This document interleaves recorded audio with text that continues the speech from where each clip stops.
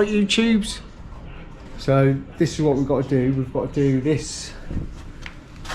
Yeah, it is fiberglass, I think. This repair here where it's been knocked. So to get these front bumpers off, obviously there's quite a lot of fixings, rusted, a lot of them. But headlights need to come out, and the air boxes. And the air box that was on this side was damaged from this impact. So we've got to put a new air box on, that's coming. And we've got to do the filters, but yeah. And then the headlight on this side, you have to get the headlights out of the way, and to get them out of the way, the air box has to come out of the way, just to get to the bolts for this that fixes the bumper to these wings. So yeah, that's a mission, to do that, to get the bumper off. So yeah, so obviously we're doing the front bumper complete. This repair here, we're doing the bonnet, some corrosion, obviously aluminium, corrosion on the front. And there's a scratch here. They don't want to pay for blending on this wing, so we've got to get the colour as best I can. And there's not really that many chips on the bonnet, so I'm probably going to try and local the base coat where this scratch is, and then I'm going to have to be a bit creative with my blending on this. So wing, bonnet, wing, front bumper, we're not blending that wing. They don't want to do it.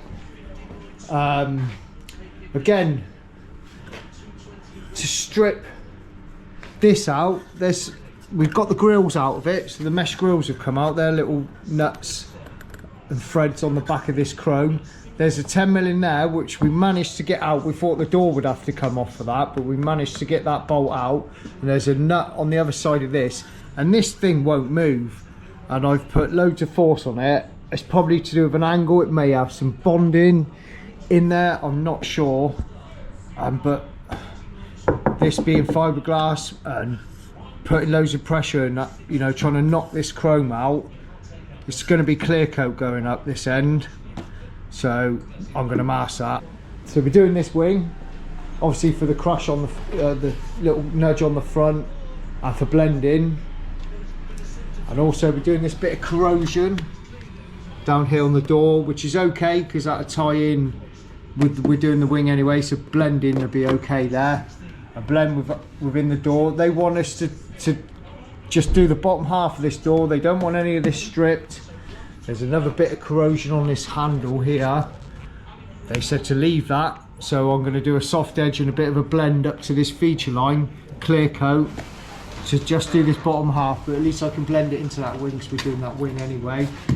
So yeah, we're leaving that. And then back bumper is off, not too bad. It's had some previous paint and just got a few marks and scratches and general wear and tear on it. Same with the front bumper, a bit chippy, a little bit of a split where it's obviously had that nudge on the front, bit of scraping, not a massive bumper, so front bumper as well. And I think that's it, Reece, isn't it? What else? That's it, isn't it? So yeah, they're all the parts that we're going to be doing on this. Oh yeah, and the grills. So all the back grills are all rusty. They want them black in, so we'll get a bit of treatment on them. We'll probably scotch them up and sand them up a little bit by hand, get some of the surface rust off, and then I'll get some rust converter over those to try and kill off a bit of that rust, and we'll re-black them. So yeah, that's where we are. I didn't film any footage of the stripping. Well, Reece done all the stripping, fair play to him. So we didn't film it, but I'd have had to make about a 5-part video just for the stripping. Even if I sped it up, it took that long. Because like on this back bumper, it's ridiculous.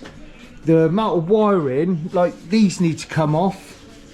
These are screwed into the bumper, but we just got them off, pulled them off. So all this bracketry has to come off with these exhaust tips to get the bumper off. Then multiple fixings as normal, and then like a double wiring loom, so we could disconnect the wiring loom there, and then this module thing we could disconnect that as well.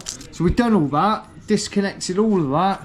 Sensors and everything still in the bumper. It's all fixed to the back of the bumper, and we got it off. And then the wiring loom goes into here.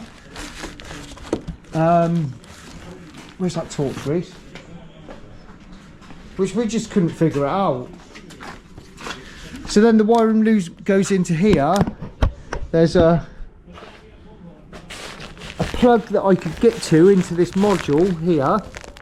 And then there's this little skinny wire, 2 wires there, and they just go off up into the car somewhere with no multi-plug or anything. And that would be to get the wiring off of the wiring harness off of the back bumper, but we couldn't get to it. So we've done all of that, and then we just had to leave the wiring in situ and strip the wiring and the sensors off while trying to hold the bumper. So yeah, they're a bit of a mission, but something different, I suppose. So yeah, that's where we're at. So I'm gonna get the camera set up, and I'm gonna start doing these repairs now. And Reese is gonna start prepping the bumpers and get it all prepped and in primer. Right, so for this fiberglass repair, I'm just gonna grind it out a little bit with this little die grinder with a little roll lock disc, and these are 50 grit. So 50 grit, it's not too coarse. And then yeah, see if it's gone right through first.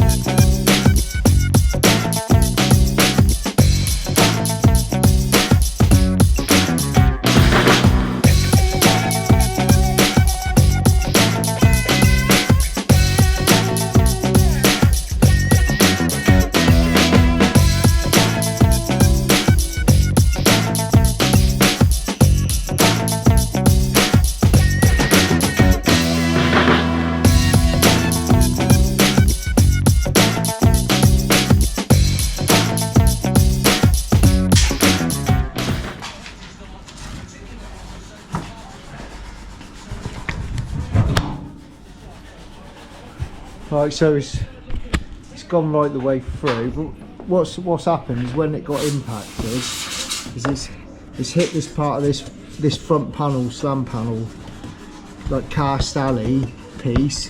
It's hit against that, and obviously it's punching it. So I'm gonna have to do a bit of bracing on the back of this with with a bit of support. So I might put some glue and mesh on the back. And then our fiberglass filler on the top, and like sort of V it out at an angle, so it gives you a good amount in the crack. Then you've got a good sort of bridge across it.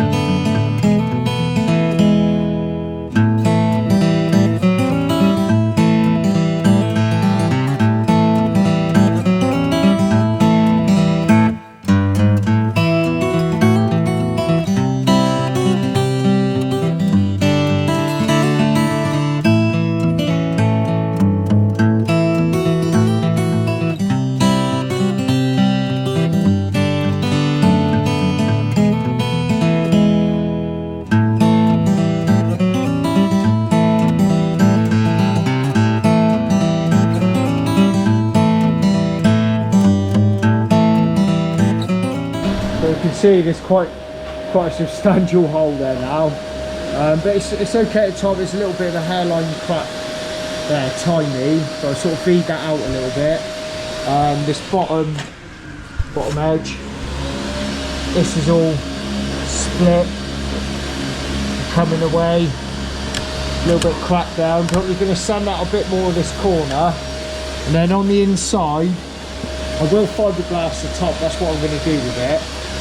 There's always a risk of it blowing, see, but what I'm going to do is try and get Reese to try and pull this away from here. I'm going to mix up some 2-pack glue. I've keyed it up in there, cut a little piece of mesh out, mix up some 2-pack glue, And got some stuff called contour sheeting that you put over the 2-pack glue, and you excuse me, you can manipulate the glue with the sheeting and squish it and shape it to where you want, and obviously it doesn't go on your hands, and when it sets, the contour sheeting just peels off. So it's really good for stuff like that. And you can shove the glue into the corner then with the contour sheeting, but I'll show you what that is once I mix the glue. But you've got to be quite fast with the 2-pack glue. So yeah, I'm going to try and wedge this out the way a little bit. I'll probably get Reese to hold it, and I'm going to put some glue and mesh at the back of this.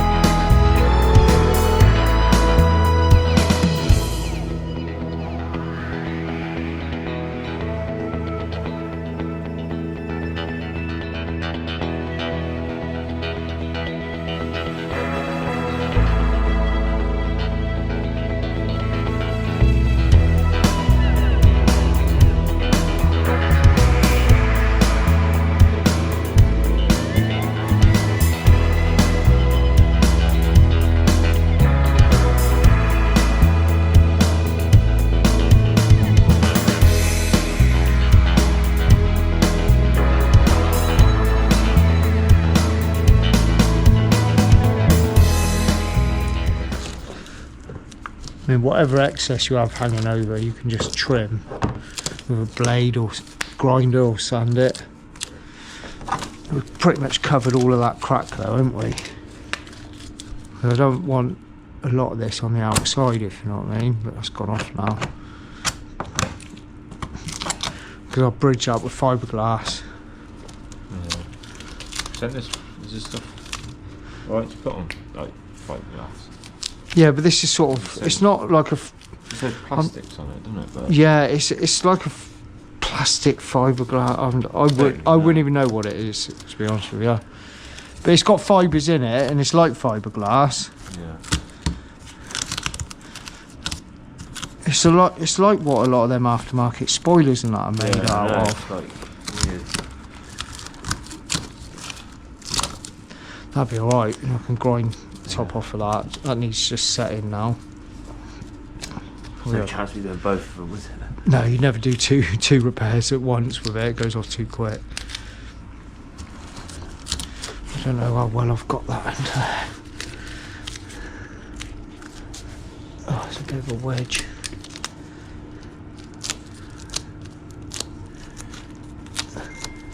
Have I caught this? That's the thing. I don't think I've caught this very well. This split here. I may have to just do a little bit extra.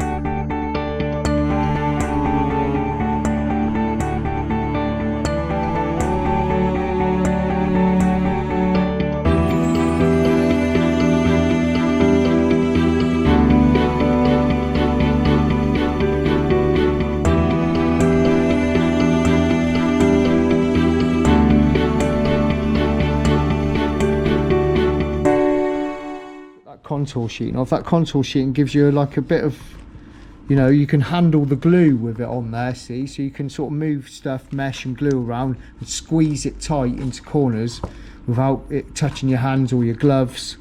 And then when it dries, when the glue dries off, it just peels straight off.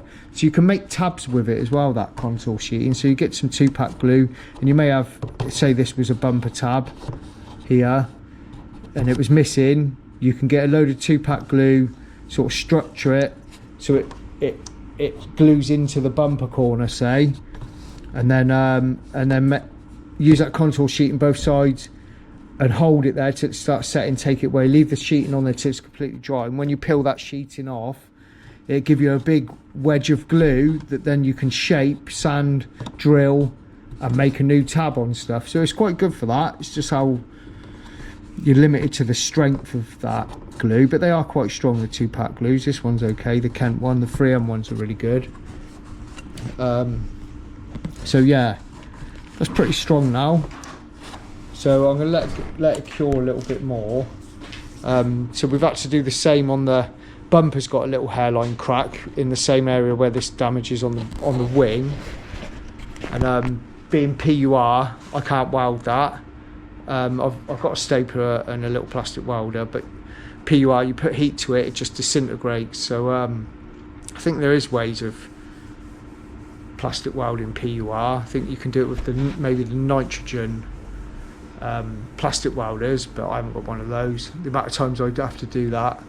Quite often the bumpers aren't PUR on a lot of cars anymore, they're PP and stuff, so you can staple and plastic weld those, which is good.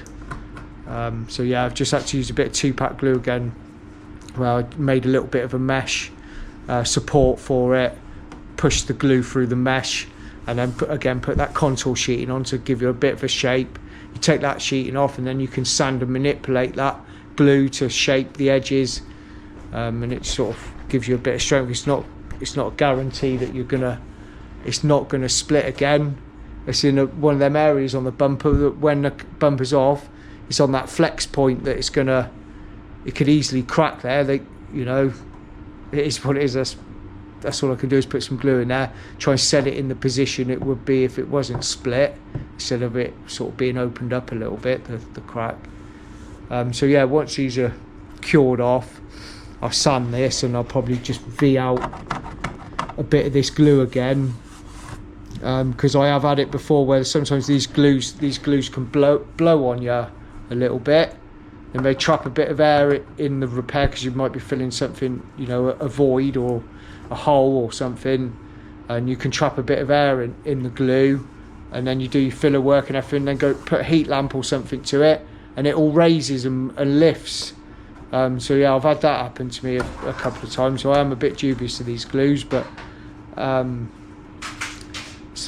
that's the best I can do with this at the moment. Then I'll just put some fiberglass filler over that, and then when I've done the fiberglass filler, dress this edge up with it, I'll then just obviously get a normal filler, and that should be good enough.